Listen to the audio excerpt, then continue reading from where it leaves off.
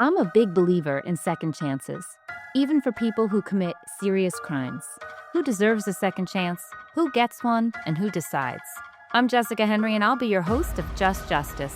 I'm a former public defender, a professor of justice studies, and an award-winning author. And I'm excited for us to find new ways to put justice back into our criminal legal system.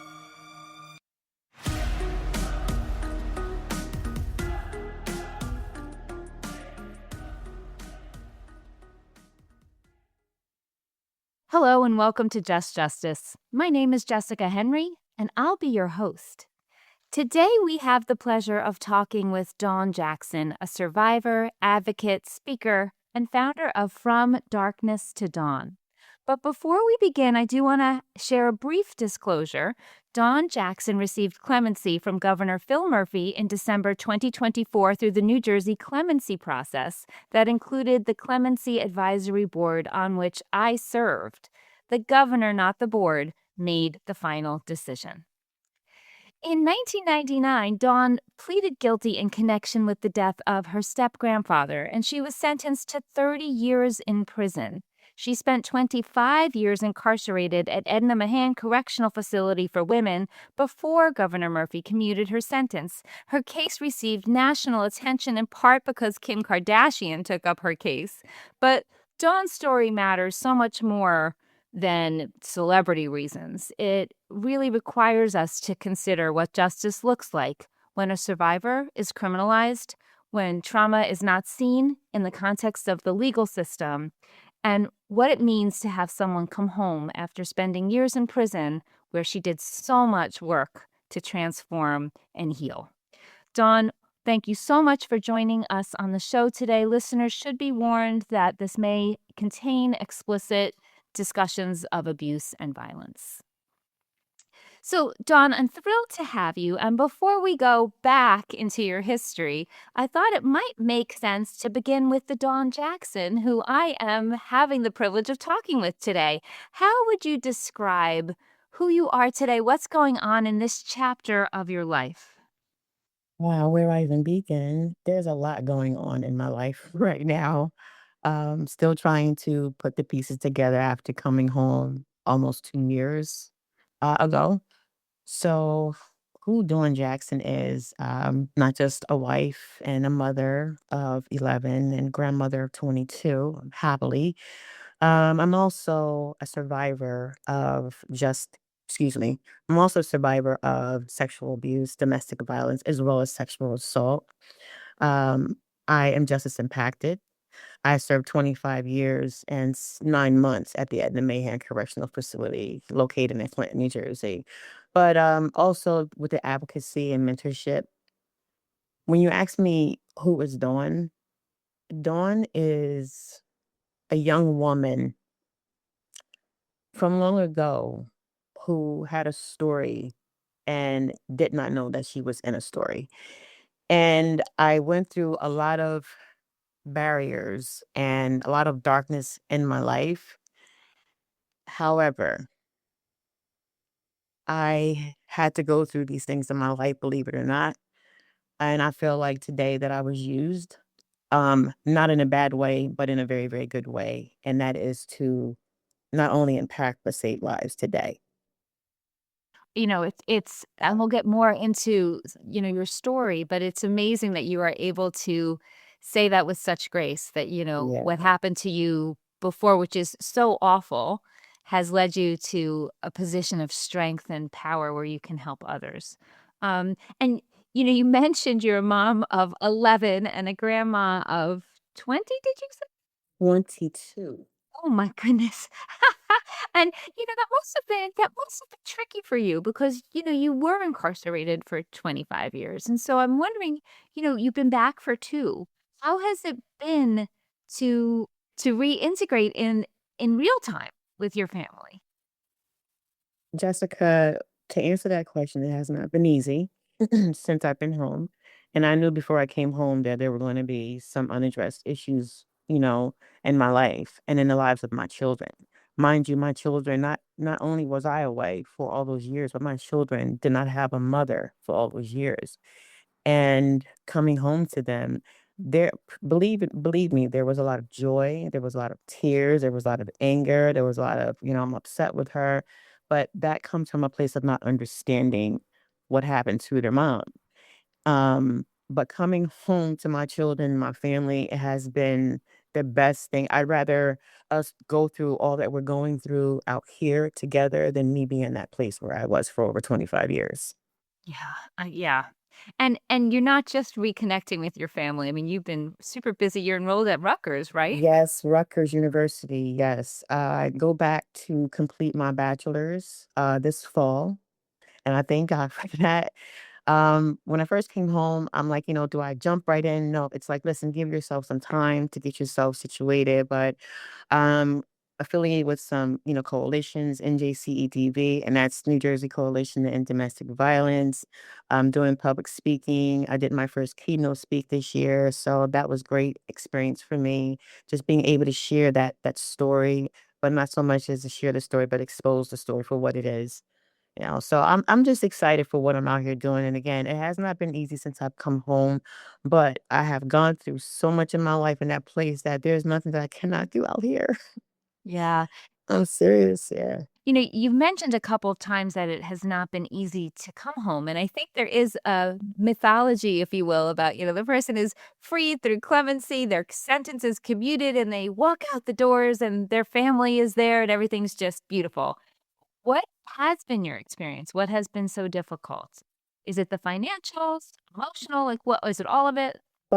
All of it, financial, the housing situation, getting my insurance together, my health insurance together. It was a lot of things. Being in a place where I didn't want to be after coming, from prison for being in prison for so long. So when I first came home, I was with my daughter. I came home to my oldest daughter. And my daughter was concerned about, I don't want my neighbors seeing parole come here. Mm, I don't want my landlord to know that my mother, not only is she here, but she's on parole. mhm, So when I found this out, it put me in a place of where I felt not belonged. And I mm. know what that feels like because I come from that. I'm not saying that was my entire life, but I know what that place feels like. So from there, I went for my daughters, and that's when my husband and I really, really reconnected. And my husband and I have been together since then. Mm. So that's a good thing. Yeah, we have our ups and downs, but I think any relationship, but with my children, there's unaddressed issues. Um, and you know what? I have to say this. There's a lot of problem. There's one big problem, and that one big problem is that I came home. People were more happy when I was away. And now that I'm home, it goes for family and friends. I was more happy that you were where you were, but now that you're home, I'm not so happy. Why do you think that is? A lot of it has to do, oh boy, with if the dynamic is a certain way in a family household, put it like this with my children, they're used to their father and they've had their father for years. And now that mommy's back home, it's like mommy's taking that place. Mm, and that's hard. That's very hard. And it's not that you've taken anyone's place. It's just that his wife came home. And it's not just that, it's, well, I want time with you as well. But we have to get to know each other. It's just not been an easy road since being home with my children. And no fault of their own. However, if we're gonna sit down, if we're gonna try and through something together that you have unaddressed in your life and you need to address this issue with your mom, then perhaps, yes, we really do need to sit down and have this talk. Don't Yeah. judge me for not being, "Oh, you weren't here, but there was a reason why I wasn't here." Yeah. And people, family and friends have skipped that part. So it has not been an easy road, and it has not all been bad, it hasn't all been good, but I'm doing it 'cause I have to. It is, it's hard, right, to reestablish your role, right, Yes. back in the family. That is very difficult because you weren't physically present for so much. Yeah, Yeah, yeah. it's really And hard. their feelings, trust me, they're validated. Because if you yeah, okay, it's one thing, granted, that you have been through what you've been through in life, but, I do recognize I wasn't here for my children. I couldn't be here. I was away Mhm. physically. Yeah, yeah, And but you know what? I said it. I didn't come home to serve time either, though. I'm not gonna do that. right. No, I'm not doing that. No, and this all goes back to sort of your arc, your history with trauma and with abuse. Um, and I know that your case involved an enormous amount of trauma that really wasn't explored in the particular event that led you to prison, right? So Right. you had this case involving the death of your step grandfather. And I'm wondering if you could just share sort of the background that led up to the crime that happened and sort of how the legal system did and did not serve you.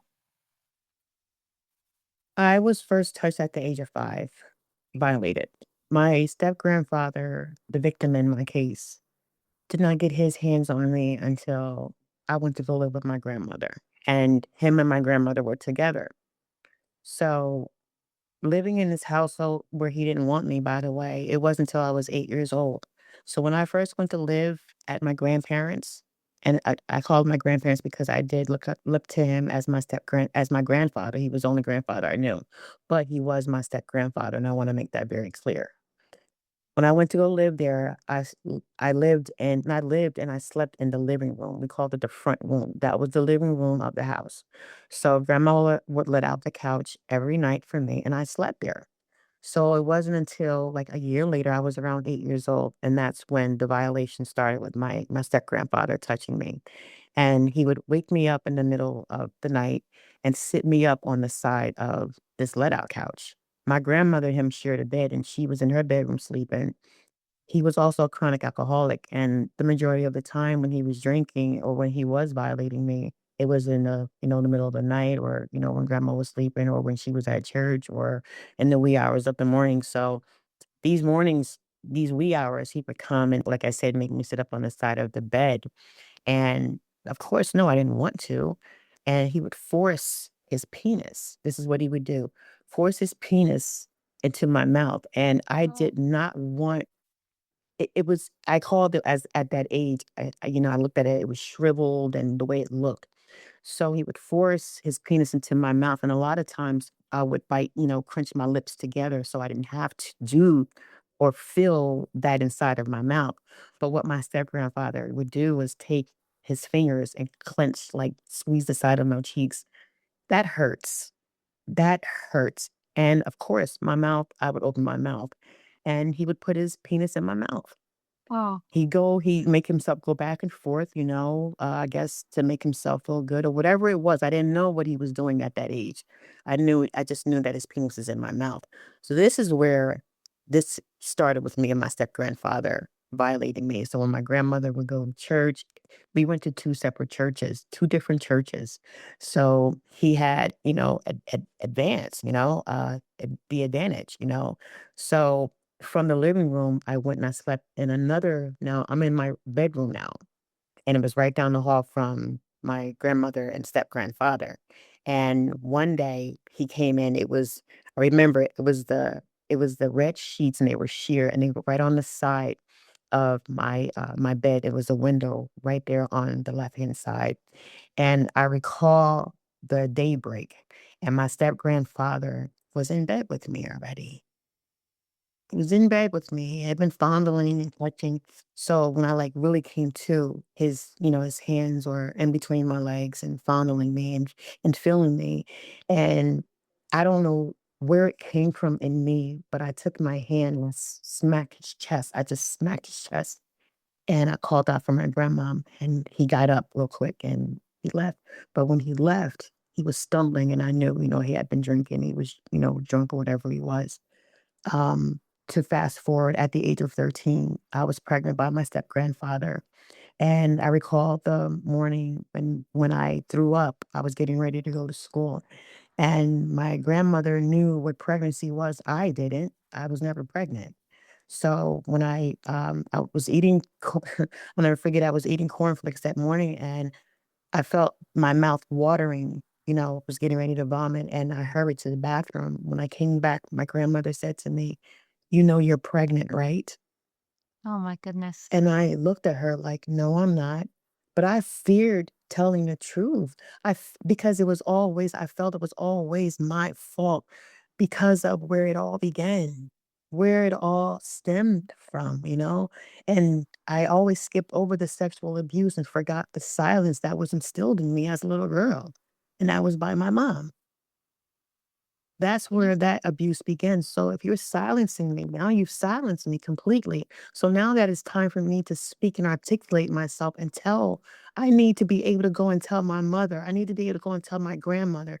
But I didn't trust this is my fault because of where I came from and how everything started with my mom.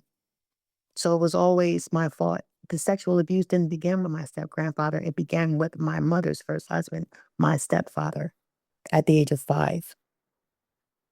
First of all, I'm so sorry. I mean, there's not really a great way to say that other than I am so sorry that you had to experience all of that. That's terrible. And so when you referenced that at the age of 5 you were touched, that was by your mother's That was my husband. mother's first husband. Then there was diapers got involved in that because as a result of my stepfather, my stepfather penetrated me. And Oh as a my god. result of my stepfather penetrating me, At 5? at 5 years old, my vaginal tissues were severely torn. Diapers was contacted and, notified. The police were notified. And we went to court. I was around 6 years old. And I remember going to court, and there was the judge. He was a white man. He was heavy set. And I remember him to this day.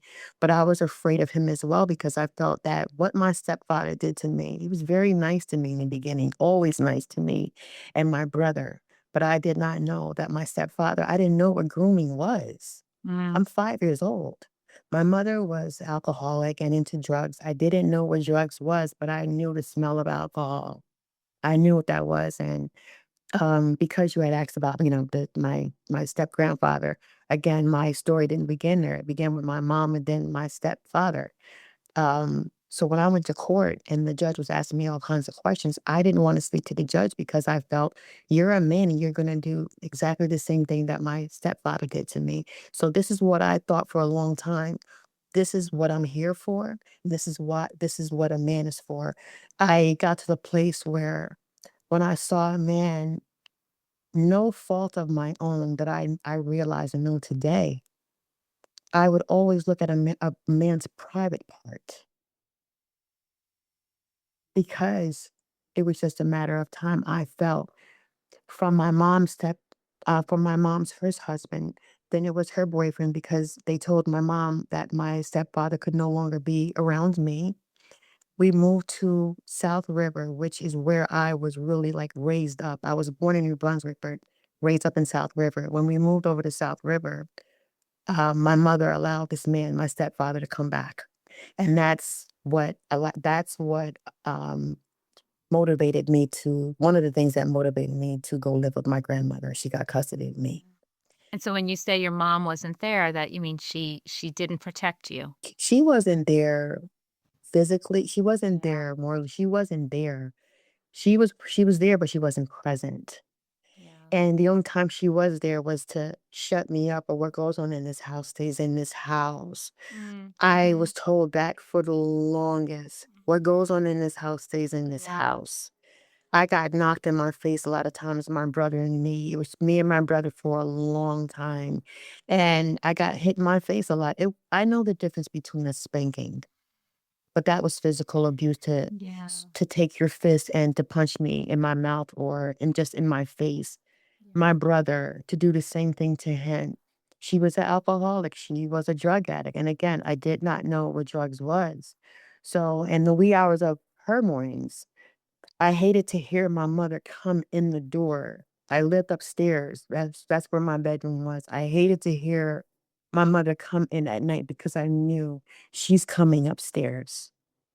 She was either gonna come in my bedroom first or she was gonna go in my brother's bedroom first and accuse us of sexually touching one another. Oh My gosh. mother's first sister, her and her 2 children came to live with us. It was a boy and a girl. My first cousin, when I was 7, this was right before my grandmother got me and I went to go, live with her. My first cousin had me upstairs in my bedroom. He would bend me over the couch. It was a gray couch in my bedroom. Either he made me look out the window while he was doing what he was doing, but he would take Vaseline and he would lube up his penis and he would put it in between my buttocks. He would sometimes squeeze my cheeks together. At that age, I didn't know why he was doing it, but I realize it today. But he was squeezing my butt cheeks together as a little girl, and he was going up and down, up and down. And then it escalated into my first cousin having full-blown sex with me, anal sex with me. So psychologically, now that I know what this feels like, when I went to go live with my grandmother, I was always soiling my panties and not realizing that grandma's the one in the house. She's the one that's washing the clothes, keeping the house clean. She is the one, she's the mother in the house. My grandmother would say to me, "Why are you always messing in your clothes?" And I couldn't tell her. I couldn't tell her. You know why? Because what goes on in this house stays in this house. Mm. Because I was already silenced. So And she asked me those questions, and I couldn't tell her why yeah. I was holding my bowels because I did not want to feel that penetration of what it felt like for something, an object, to exit my rectum. And that for years, this went until I went to Son, I prison, yeah, so what and so you I'm know, sorry, go ahead. no, no, I'm just it's so awful. It started so early. It sounds like it just was continuous from so many different people who were supposed to love and protect you. And, My brother's father, and then you were 13 and you were pregnant. And my step-grandfather, yes. what happened? Of course, I got an abortion, but this is when my grandmother first questioned me. She says, "Has he?" She didn't say his name. She says, "Has he?" She said, "Come on in the room. I want to talk to you." But I already felt like I was in trouble. Mm. "Come on in the room. I want to talk to you." This was after my abortion. She said, "Come on." So I went on in the room. I was hesitant, but I had to go. I had to go in that bedroom. Went in the bedroom with her, and I shut the door, and she said, "Now it's just me and you. Talk to me." She says, "And I want to ask you something. Has he been touching you?" I put my head down. She said, "Dawn, look at me." She says, "Has he been touching you?" And when I started crying and put my head away and kind of did one of these, that's when she knew. And she said, "Come here." I was afraid it was come here because I felt it was my fault, something that I did wrong, something I always did wrong. Because, like I said at the beginning of all this in my life, when I went over to my grandmother and she hugged me the way that she did, For the first time for the first time, I felt, "You're okay. Mm. You're okay." Because grandma didn't take me and shake me and beat me like my mother had. And yet the abuse continued, right? The I abuse mean, continued, yes. yeah. My cousin even followed. When I went there to live, my cousin even followed. The only reason why that abuse, the incest, the only reason why that stopped was because I bled that day. That's the only reason why my cousin stopped touching me. Mm. And then let's go forward a little bit, to, Sure, you sure. know, let's just go forward to what happened. So you were young. I was very, very young. I got into drugs at the age of 20. I did try marijuana at the age of 17. By this time, I have two children. No, one child. I had my first child. And then I went on ahead and I had my second child, my first son. By the age of 20, I had my third child, and that's when I was introduced to cocaine. So, for years, I did cocaine. 8 to 9 years, I did that. I was introduced to cocaine by my first three children's father, and I took that drug and I ran with it. I fell in love with it. It allowed me not to feel a lot of things that was going on in my life. It allowed me not to feel shit. I didn't feel anything. I'm just gonna say that. I didn't feel anything, and I love the way it made me feel versus opposed to what I had been feeling for a very, very long time. And mind you, My sentence didn't start when I got to Edna Mahan. My sentence started at 5 years old, by the way. I wanted to just Yeah. say that. Yeah, no. So that day, I called my step-grandfather and I asked him if he knew what my mom was. Come to find out, my mother was with his biological daughter at the time. My mom and his biological daughter, they look at each other as sisters. So when I called my auntie room, um, she answered and she says, "Yeah, I'm here. Your mom is here." Got through with that conversation, but before I got off the phone with my step grandfather, he said these words to me. He says, "When you get the chance, I need you to come on down to the house." Mm, And I'm not gonna lie to you. When he said that, I already knew. I want to see you. He had been with my grandmother for some years. She had left him. So the day of the offense, I was at his biological daughter's house, and she didn't have a phone. So I said, "Let me go around to the house, my step grandfather's house, who lived with my uncle at the time." So when I went in the house, my step grandfather, you can smell it, the alcohol. He had been drinking. How much, I don't know. So I asked him if I could use the phone, but I also asked my step grandfather, I said, "Granddaddy, can I please have some money to get home?" He said, "Yeah, come on in the house." So I sat down. He offered me a beer. I accepted it. I didn't drink all of it, but as we're talking, he's sitting there at the table and he says, I ain't been with a woman in 4 years. I'll never forget that. I ain't been with a woman in about 4 years. And like I said, my grandmother had been left him. So he got up from the table when he came around to the side where I was, a place where my grandmother used to always sit in that same seat. And what he tried to do was kiss me, but I pushed him away. Then he came in again and I said, "Granddaddy, stop, stop." So he stumbled away a little bit. Then he went on and sat down back in his chair. When he sat down, he goes, "Okay, what you said you need the money for?" And I told him, I said, "Just to get home. I wanted to call the cab to get home." He got up and he said, "All right, come on in the room and get it." He never did that. mm, He never, whenever us kids asked him for anything, he never ever invited us into the bedroom. He always went and got the money and came and brought it in the kitchen and put it on the table. That's what he always did. But this time it was, "Come on in the bed, come on in the room, come and get it." So as I'm following him, I was, hesitant. As I'm following him, it was dark, and the only thing that's showing me kind of the bedroom is because the TV's on and you can see that the glow. So I'm headed, towards the bedroom. Like I said, I stopped. I'm hesitant, so I stopped. So he turns around and he says, "Come on, come on." I said, "No, no." I back up a little bit. He says, "Come on and suckle me a little. Just come on and suckle me a little." I said, "Granddaddy, stop." So now he's pulling and he's tugging on my coat. And I'm begging, "Stop, Granddaddy, stop, stop, stop."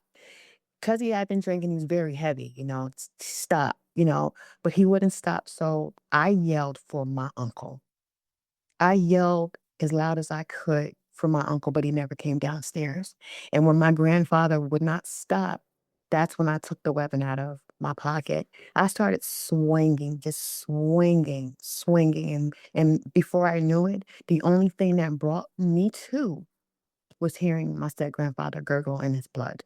mm, That was the only thing that brought me to, and I could not believe what I had done, considering I had never ever been a violent woman. I had never been a violent person, never knew how to fight, never. But as I'm swinging, I thought about my mom. I thought about all the men. I even thought about my relationships. mhm, I thought about all this abuse, but I thought from the beginning, and I said it was, how people say the fight or flight. I was fighting for my life to just get up out of that house. I did not want him to touch me ever again, ever again. And he did. He tried. and, so you sort of come to after this terrible experience, and you were arrested, and eventually and you were charged in his death, and you eventually pled guilty, and you were sentenced to 30 years. The public And defender I had. yeah, and I wanted to just talk with you a little bit about that because I'm wondering how this very awful and lengthy history of trauma and abuse came into play in your case, if at all. He didn't. Tell me about that because you would think that, sort of you could imagine a trauma-informed way of representing you, and one that did take into account your past history. When you tell someone that sexual abuse and domestic violence and sexual assault doesn't matter, Take your time. I am so sorry. This has oh been no, this is hard stuff to it's talk about. okay. When you tell a woman, when you but that little girl inside of me, oh, my public defender said to the court, he says to me, "Has anyone promised you anything?" I said, "No." And he's questioning me about every I guess the process, that they do before they sentence you. And I told him no, and he says, is there anything that you would like to say?" Um, and I told him, I explained, that I was sorry for everything that I had put my family through. Um, but he asked me this question before he says, because we all have to go on with our lives, and this case has not been, an easy one for either side. But do you want to go on ahead and plead guilty? I said, I feel like I want to go through trial or whatever. That is in black and white. The public defender I had interrupted and said, "Your Honor, I ask that you say nothing else on record. May I please have a moment with my client?" And he looked at her and he says, "You know what?" He says, "Yeah." He says, "As a matter of fact, why don't you just take her back downstairs where the two of you can have some privacy and discuss this?" The bailiff, they took me downstairs. I sat with her and she said to me, "I got the best deal I could for you. If you go through with trial, you spend the rest of your life in prison. You need to just they have too much evidence on. You need to just go ahead and just plead guilty to this. Because like I said, if you do, you will spend the rest of your life in prison." It was not her place to tell me that. She did not go to my family. She did not investigate this case. She did not investigate my background, my history, anything, diapers, nothing. She didn't do any of that. I think I saw this lady once or twice, and this was supposed to be my attorney. Yeah. And, it's an interesting thing because to your point, particularly in the case of a plea bargain where there wasn't a lot of investigation, your crime becomes sort of who you are entirely, and it doesn't provide a wider lens to explore the context in which it happened. They said he was stabbed 57 times.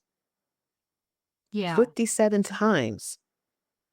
I don't remember that. Right.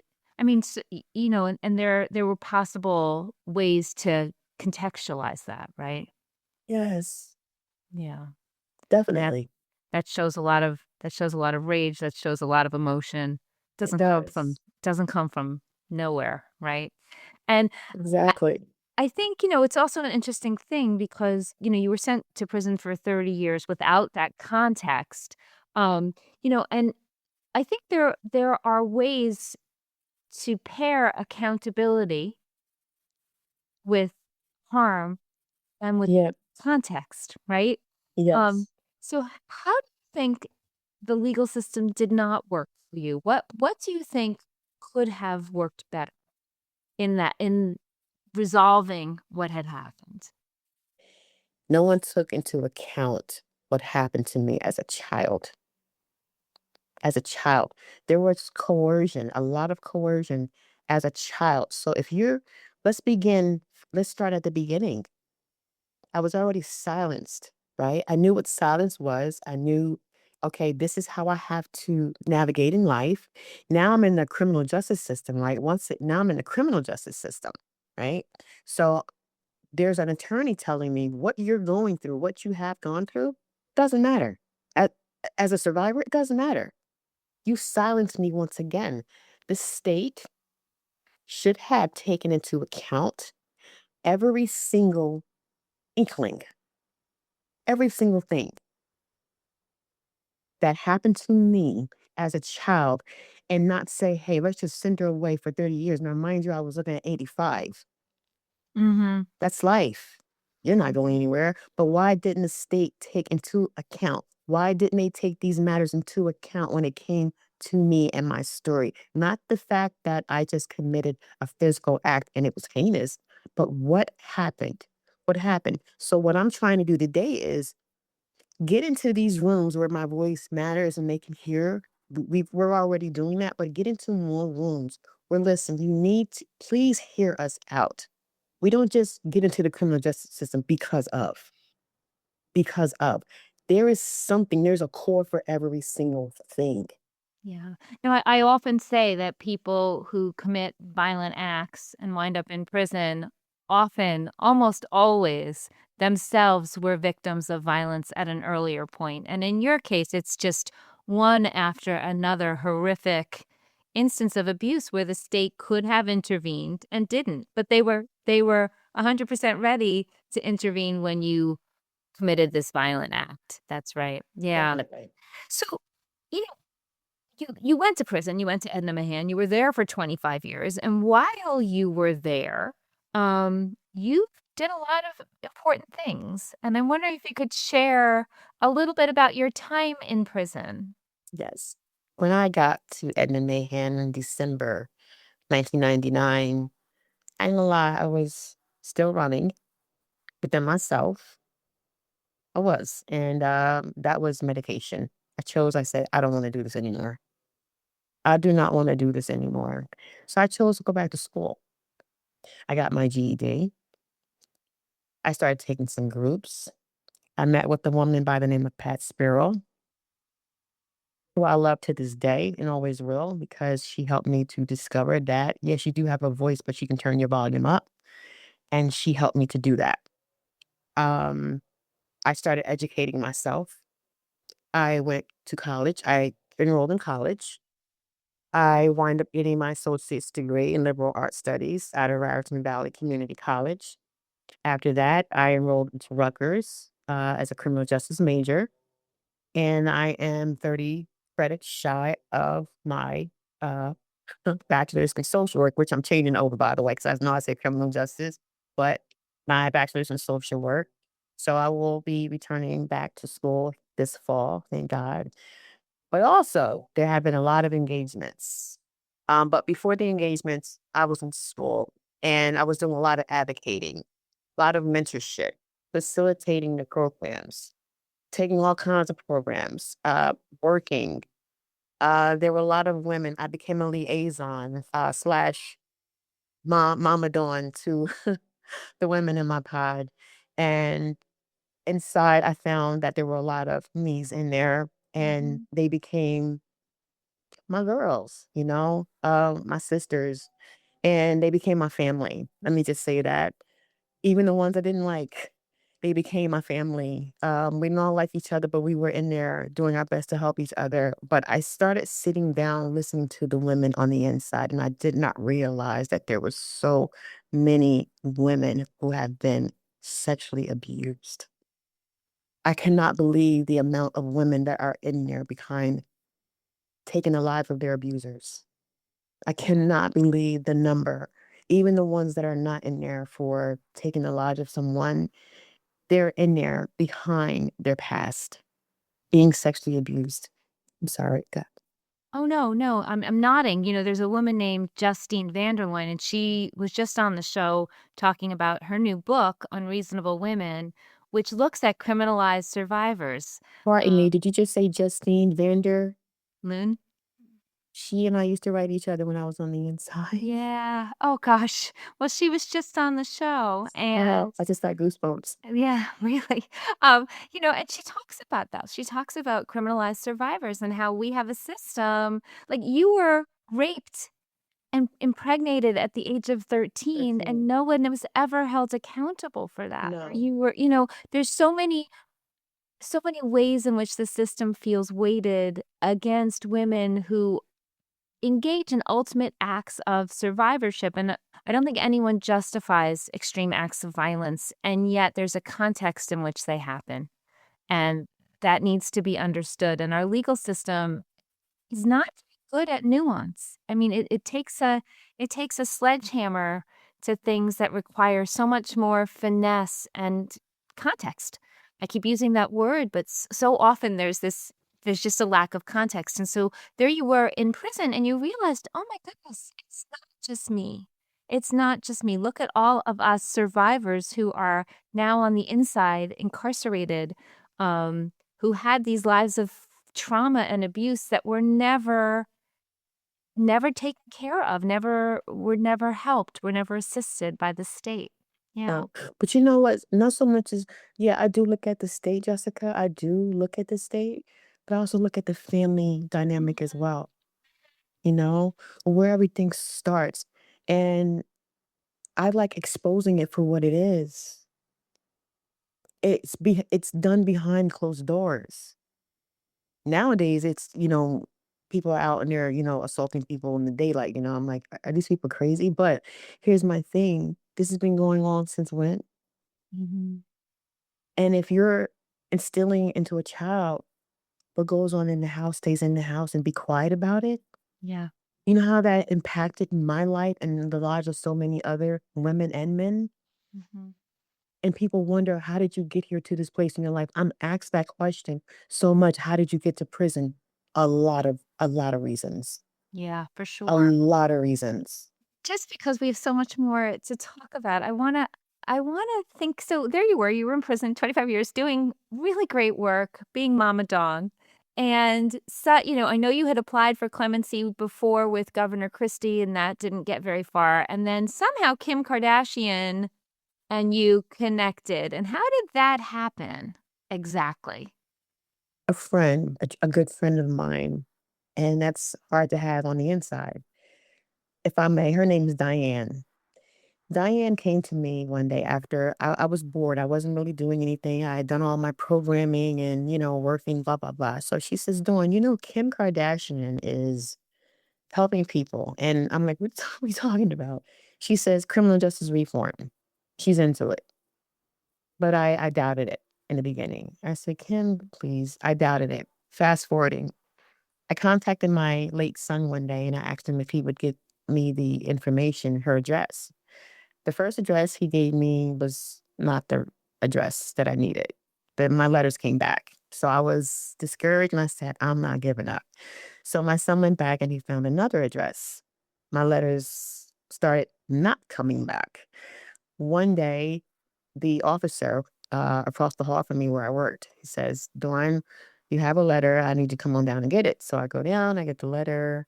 And as I'm walking back to my unit, I'm like, I see Ken's name in the middle of a paragraph.